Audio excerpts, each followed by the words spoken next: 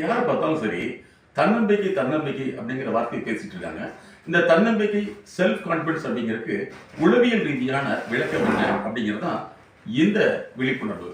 பொதுவாக தானே ஒரு விஷயத்தை நம்பிக்கொண்டு தான் சம்பந்தப்படாமல் நம்பிக்கை என்பதை வைத்து மட்டும் வாழ்தல் டெலூஷன் அப்படிங்கிற ஒரு விதமான பொருள் இல்லாமல் தானே உற்பத்தி செய்யக்கூடிய ஒரு திரும்பு காட்சின்னு சொல்றோம்.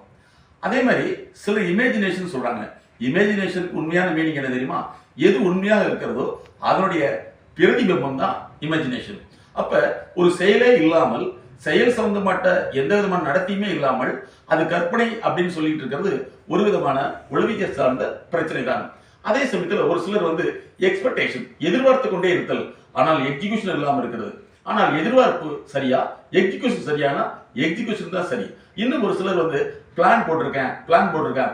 பிளான் என்பது ஒரு செயலனுடைய சிறு சிறு துகள்களாக வெட்டி வைக்கப்பட்ட ஒரு செயல் அமைப்பு, செயல் திட்டம் தான் அது.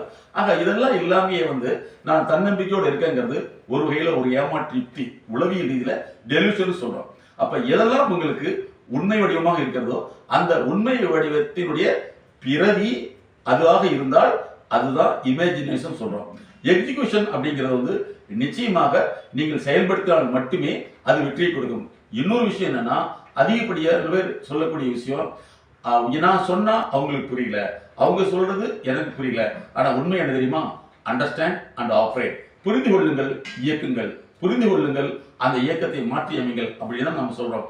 ஆகவே உங்களுடைய வாழ்க்கை என்பது எதில் உள்ளது? கற்பனையில் உள்ளதா, அல்லது இமேஜினேஷன் என்று சொல்லக்கூடிய ஒன்றை காப்பி எடுத்துக்கொண்டு அது செயல்படுத்தாமல் வாழக்கூடியதாக இருக்கிறதா, அல்லது டெலூஷன் என்று சொல்லக்கூடிய ஒன்றுமில்லாத ஒன்றில் நீங்கள் நினைத்திருக்கிறீர்களா, அல்லது தகவலை வாங்கி கொண்டு அறிவு என்று இருக்கிறீர்களா, அல்லது ஒரு செயலை எவ்வாறு அதை நிஜப்படுத்துவது என்ற செயல் திட்டத்தில் இருக்கிறீர்களா என்பதுதான் உங்களுடைய அறிவு சார்ந்த வாழ்க்கை இயக்கத்தின் மூலப்பொருளாக உள்ளது.